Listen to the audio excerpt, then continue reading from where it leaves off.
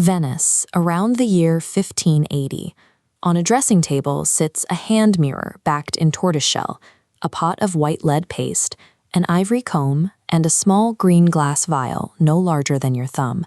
Inside that vial is the juice of a berry that can stop a child's heart.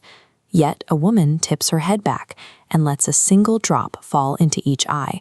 She does this to manufacture a feeling that every man who meets her gaze that evening will call attraction. They will call it fate. The plant is Atropa belladonna.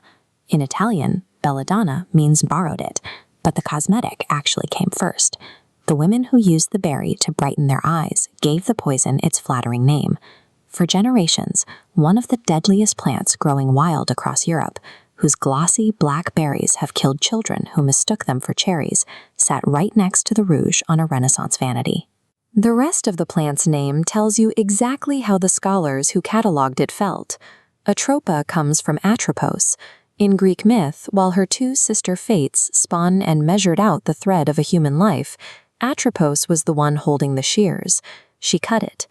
Academics knew what the plant did. They had watched it stop hearts. Assassins in Rome and Venice brewed it for murders disguised as fever, and it was rumored to be a key ingredient in the flying ointments used by witches. While the rest of Europe warned their children away from the hedge, a Venetian woman looked at what the berry did to the eyes and reached for the bottle. She knew what she was holding, and she used it anyway. So what exactly did a drop of that juice do behind her eyes? What physical reward was so valuable that it made poisoning yourself a reasonable bargain? To understand the bargain, you have to look at a muscle most people never think about. Your pupil is not a physical object. It is simply a hole.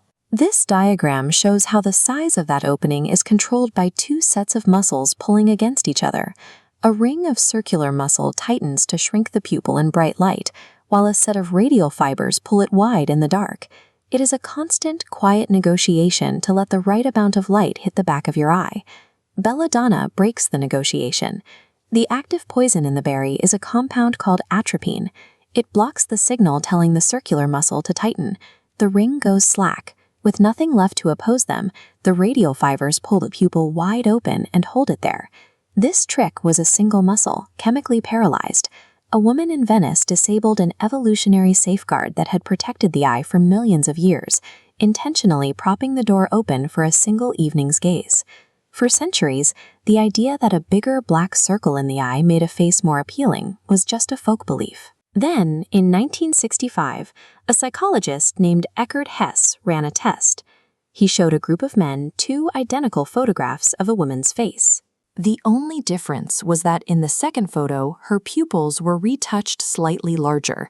The men consistently chose the face with the larger pupils, but when asked why, none of them had actually noticed the eyes. They simply reported that the second woman seemed softer, warmer, and more appealing. Hess called this study of the pupil's pull on other people pupilometry. It turns out a pupil dilates on its own when you see something you want. Interest widens it. Desire widens it. It is an honest, involuntary confession. The pupil answers to a nerve you do not command, making it one of the few parts of the body you cannot intentionally lie with. By dripping belladonna into their eyes, Venetian women forged the one signal the body is not supposed to be able to fake. They could walk into a room looking to every man in it like a woman halfway in love. But every forged signal extracts a toll.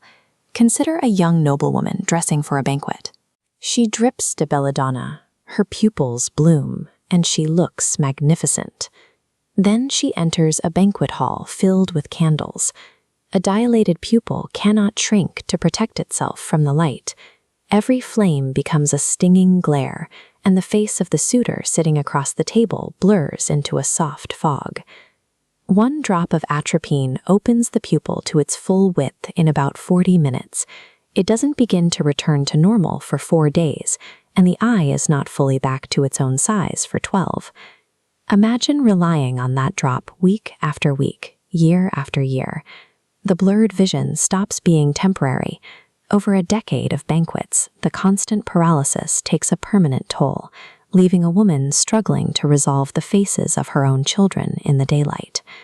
the poison that made her gaze look full of desire slowly made it impossible for her to see the face she was gazing at. And that was just the gentle danger. A slight miscalculation, a dose just a fraction too large, causes the heart to pound. It dries the throat, floods the skin with heat, and pulls the mind into a completely raving delirium. Eventually, the fashion faded as people connected the beautiful eyes to the failing ones. But doctors kept studying the mechanics of that paralysis. They realized the exact trick the vanity used to feign attraction could be repurposed to safely observe the delicate tissue inside the eye, which brings the whole story into a room you have almost certainly sat in. When an eye doctor tilts your chin back, warns you that it might sting, and puts a single drop in your eye, they are using a refined, perfectly dosed descendant of that exact Renaissance juice. Those women were running dangerous, uncontrolled medical experiments on themselves in candlelight. Beauty, so often, is just science that arrived a few centuries too soon, and every forgotten bottle on the vanity table has a cost written on the label, if you know how to look.